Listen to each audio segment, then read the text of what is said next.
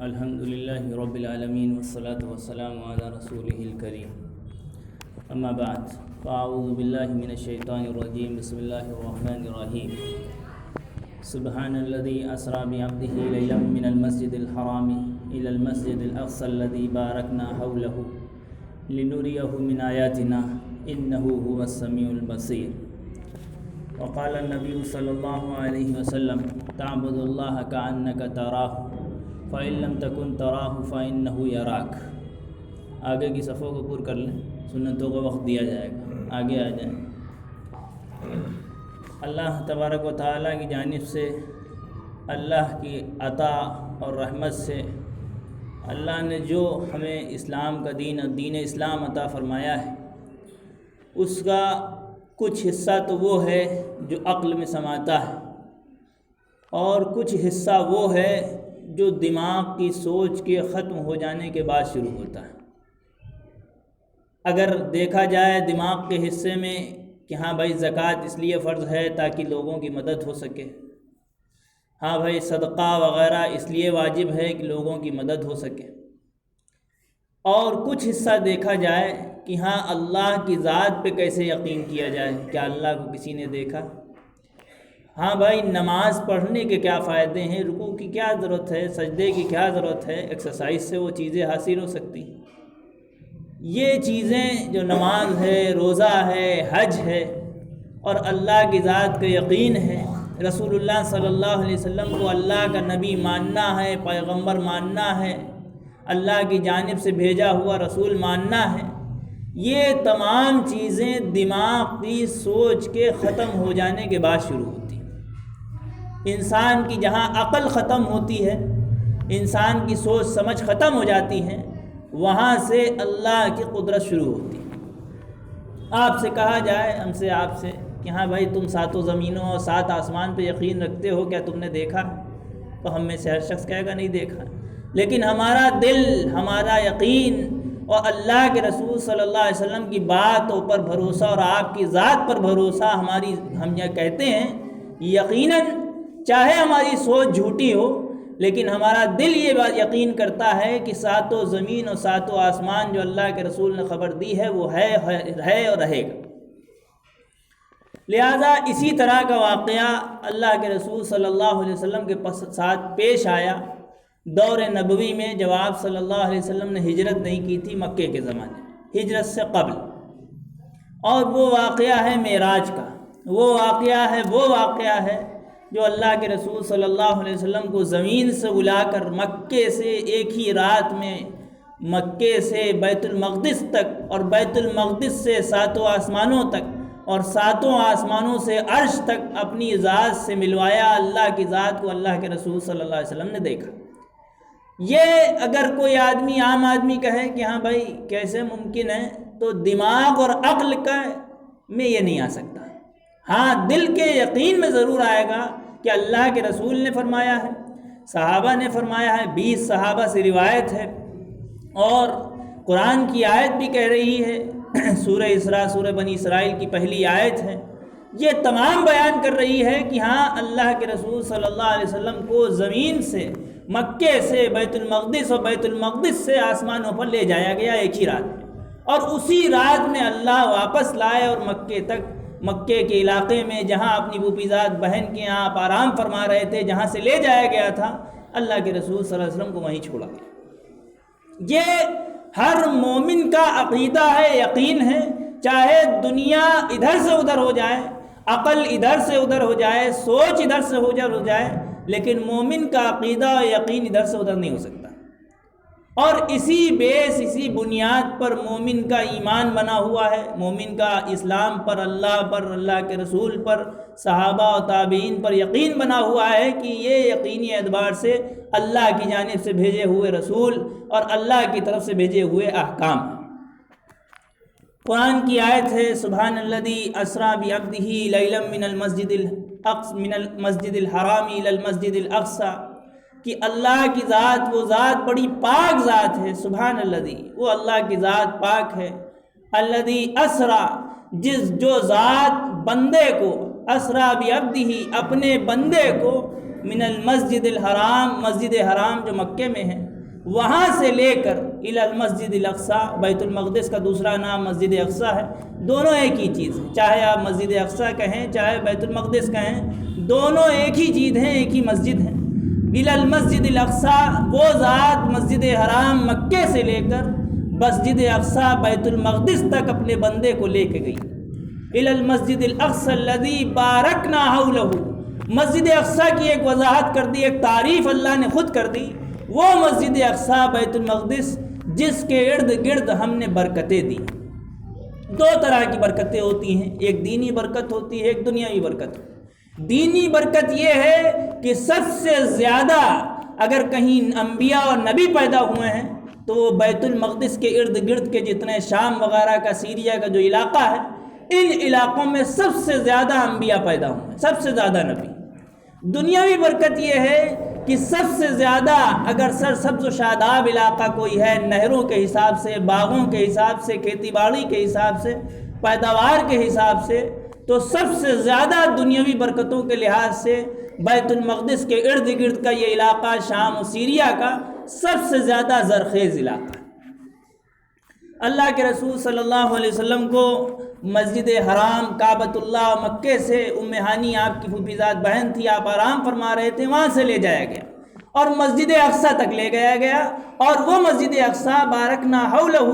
جس کے ارد گرد ہم نے برکتیں دی ہیں، لنریہ من آیاتنا، اس لیے لے جایا گیا اپنے بندے کو، اللہ تعالیٰ لے کے گیا تاکہ ہم اپنی نشانیاں دکھائیں کہ ہم ایک ہی رات میں تمہیں کہاں سے کہا اور کہاں سے کہاں لے جانے کی قدرت رکھتے ہیں اور کیا کیا نشانیاں ہم پیش کر سکتے ہیں۔ انہ هو السمیع البصیر، یقیناً اللہ کی ذات سننے والی ہے اور اللہ کی ذات دیکھنے والی۔ روایتوں میں ملتا ہے حضور اکرم صلی اللہ علیہ وسلم کو براق نامی سواری، جو خچر سے تھوڑی سی بڑی، گدھے سے تھوڑی چھوٹی، گویا درمیانی قد کی ایک سواری، اللہ کے رسول صلی اللہ علیہ وسلم کو اس پہ بٹھایا گیا۔ اللہ کے رسول صلی اللہ علیہ وسلم کو مسجد حرام سے مسجد اقصی تک لایا گیا۔ اس درمیانی سفر کو اسراء کہتے ہیں،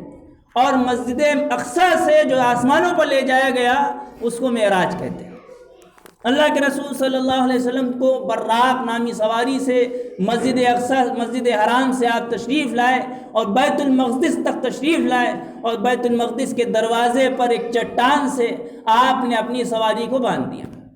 اللہ کے رسول صلی اللہ علیہ وسلم نے انٹری فرمائی، داخل ہوئے آپ مسجد اقصی میں، بیت المقدس میں۔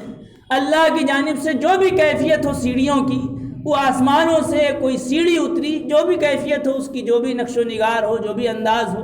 اللہ کے رسول صلی اللہ علیہ وسلم ان سیڑھیوں پر چڑھے، اور سیڑھیوں پہ چڑھنے کے بعد حضرت جبرائیل علیہ السلام آپ کو، جو شروع سے آپ کو لے کر آ رہے ہیں، آپ نے ایک ایک آسمان پر نبیوں سے ملاقات کروانی شروع کی۔ پہلے آسمان پر آدم سے، دوسرے پہ عیسیٰ سے، تیسرے پہ یوسف سے، چوتھے پہ ادریس سے، پانچویں پہ ہارون سے، چھٹے پہ موسیٰ سے، اور ساتویں پہ حضرت ابراہیم علیہ السلام، ان انبیاء علیہ السلام سے اللہ کے رسول صلی اللہ علیہ وسلم کی ملاقات کرائی۔ ہر آسمان پہ نبی الصالح کی نیک نبی آئے ہیں، فرمانبردار نبی آئے ہیں، کھٹکھٹایا کون ہے؟ کہا کہ کون ہے؟ نبیوں نے پوچھا تو کہا نبی الصالح آئے ہیں، نیک نبی آئے ہیں۔ تو تمام نبیوں نے آپ کا استقبال کیا۔ ساتوں آسمان کے بعد حضرت جبرائیل علیہ السلام آپ کو لے کر سدرۃ المنتہا، اس مقام پہ پہنچے جہاں پر فرشتوں کی حدیں ختم ہو جاتی۔ اسی مقام پر وہ سدرۃ المنتہا کی روایتوں میں ملتا ہے کہ سبز سونے کے پتنگے اور سونے کے پروانے اس پر آ رہے تھے، اور اسی مقام پر ایک سبز پالکی جسے سبز رفرف نام دیا گیا ہے وہ بھی وہیں تھی، اور اس مقام پر سبز پالکی تھی جس نے پورے آسمان کو گھیر رکھا تھا۔ اور اسی مقام پر بیت المعمور ایک مقام ہے، گھر ہے، جیسے معمور کا گھر، آباد گھر، وہ ایک مقام ہے جس پر حضرت ابراہیم علیہ السلام آپ ٹیک لگائے ہوئے بیٹھے تھے۔ روایتوں میں ملتا ہے کہ بیت المعمور میں 70,000 فرشتے ہر لمحہ ہر دن داخل ہوتے ہیں، اور روایتوں میں ملتا ہے کہ جو فرشتے 70,000 ایک دن اگر داخل ہو گئے ہیں تو قیامت تک ان کی دوبارہ باری نہیں آئے گی۔ اس سے معلوم ہوا کہ اربوں کروڑوں کوئی گنتی نہیں ہے فرشتوں کی، اتنی بڑی تعداد روز داخل ہوتی ہے، روز نکلتی ہے، اور کوئی گنتی نہیں ہے کہ قیامت تک کتنی ہوگی۔ اللہ کے رسول صلی اللہ علیہ وسلم کو اسی مقام پر حضرت جبرائیل علیہ السلام نے اپنی اصلی حیت، اصلی روپ دکھایا۔ 600 بازو، 600 ہاتھیوں، 600 ہاتھوں کے ساتھ، 600 بازو تھے آپ کے، اس حیت کے ساتھ اللہ کے رسول صلی اللہ علیہ وسلم نے حضرت جبرائیل کو وہاں پر دیکھا۔ آگے اللہ کے رسول صلی اللہ علیہ وسلم کو بلایا گیا، تشریف لائے، اللہ کے حضور میں پیش ہوئے، اللہ سے ملاقات ہوئی۔ التحیات جو ہم پڑھتے ہیں اس کا پورا واقعہ ہے، اور اس واقعے میں آخر میں اللہ کے رسول نے اپنے امتیوں کے لیے دعا بھی کی ہے، جس کا انشاءاللہ آگے اگلے ہفتے بعد بیان کی جائے گی۔ آپ صلی اللہ علیہ وسلم سے ملاقات ہوئی، نماز کا تحفہ دیا گیا، 50 نمازوں کو کہا گیا۔ پھر آپ آئے اور تمام موسیٰ علیہ السلام نے فرمایا کہ اتنی نمازیں ہیں، میری امت تو 2-3 نمازیں بھی نہیں پڑھ پاتی تھی، آپ کی امت 50 نمازیں کیسے ادا کرے گی؟ اللہ کے رسول گئے، پھر گئے، کم کراتے کراتے اللہ کے رسول صلی اللہ علیہ وسلم کے لیے 5 نمازیں طے کی گئی امت کی۔ حضور اکرم صلی اللہ علیہ وسلم نماز کا تحفہ لے کر آئے، اور ابراہیم علیہ السلام نے امت محمدیہ کو، ہم سب کو اللہ کے رسول صلی اللہ علیہ وسلم سے سلام کہلوایا۔ اللہ کے رسول صلی اللہ علیہ وسلم واپس تشریف لائے، اور اسی حیثیت سے، اسی طریقے سے آپ واپس تشریف لائے، اور تمام انبیاء جن نبیوں سے آپ کی مختلف آسمانوں پہ ملاقات ہوئی تھی، وہ تمام انبیاء گویا جیسے ہم اپنے گھروں میں کوئی مہمان آتا ہے تو رخصت کرنے کے لیے زینے تک، دروازے تک آتے ہیں، تمام انبیاء آسمانوں سے اتر کر بیت المقدس تک تشریف لائے، اور نماز کا وقت جو بھی اس وقت ہو گیا ہو، اللہ کے رسول صلی اللہ علیہ وسلم نے ان تمام نبیوں کی امامت فرمائی۔ یہ اس بات کی دلیل تھی کہ آپ امام الانبیاء اور سید الانبیاء ہیں، کہ نبیوں کے امام بھی ہیں، نبیوں کے سردار بھی ہیں۔ حضرت محمد صلی اللہ علیہ وسلم اسی حیثیت سے آپ کی براق سواری بیت المقدس کے باہر کھڑی ہوئی تھی، آپ سواری پہ سوار ہوئے اور واپس اپنی پھوپھی زاد بہن جہاں آپ سوئے تھے اور وہیں سے آپ تشریف لائے تھے۔ اور معراج کا واقعہ روحانی بھی ہے، جسمانی بھی ہے۔ یہ خیال نہ ہو کہ صرف روح گئی ہے، بلکہ آپ صلی اللہ علیہ وسلم کی روح بھی، جسم بھی، دونوں بیک وقت آپ صلی اللہ علیہ وسلم سے سفر کرایا گیا، اور اللہ سے آپ کی ملاقات ہوئی۔ اللہ کے رسول صلی اللہ علیہ وسلم واپس اپنے مقام پر پہنچ گئے۔ اب اس واقعے کا پس منظر بعد میں دیکھیں۔ روایتوں میں ملتا ہے کہ اللہ کے رسول صلی اللہ علیہ وسلم نے اپنا خط مبارک قیصر روم ہرقل بادشاہ کو بھیجا، جو اس وقت شام وغیرہ کے علاقے، روم کے بڑا امپائر، روم اس وقت کی بڑی سپر پاور حکومت سمجھی جاتی تھی، اس بادشاہ کو بھیجا۔ دہیہ کلبی رضی اللہ عنہ خط لے کر گئے، اس نے خط پڑھا اور بڑا متاثر ہوا۔ اس وقت اس کے ملک میں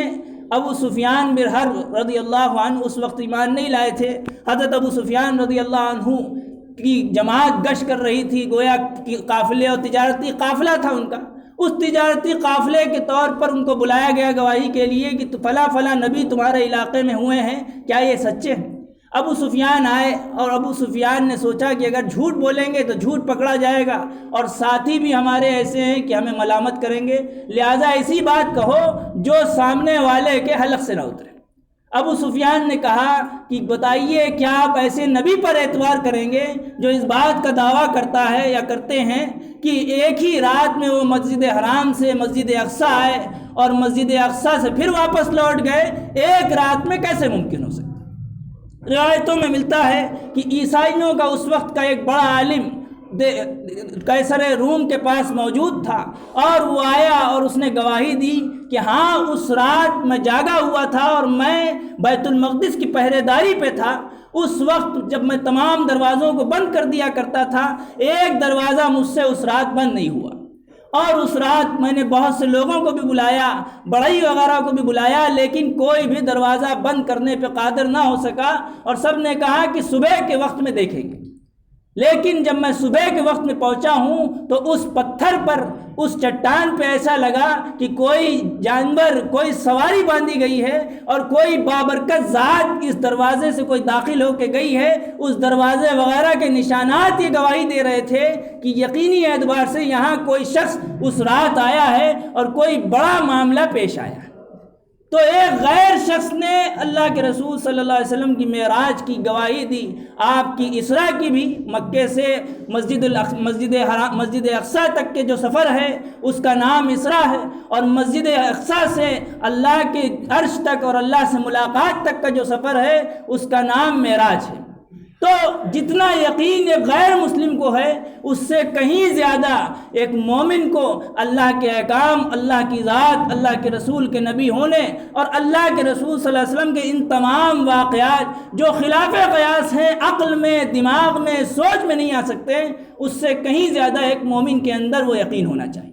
اللہ تعالی ہم سب کو عمل کی توفیق عطا فرمائے، اور اسی نسبت سے انشاءاللہ تحیات اور نماز کا جو تحفہ ملا ہے اس نسبت سے اگلے ہفتے انشاءاللہ بات بیان کی جائے گی۔ اللہ تعالی حقیقی اعتبار سے ان کا یقین بھی نصیب فرمائے، اور مکمل عمل جو نبیوں کا حق ہے، رسول کا حق ہے، انبیاء کا حق ہے، اللہ کا حق ہے، اس حق کو ادا کرنے کی توفیق عطا فرمائے۔ وآخر دعوانا الحمدللہ رب العالمین۔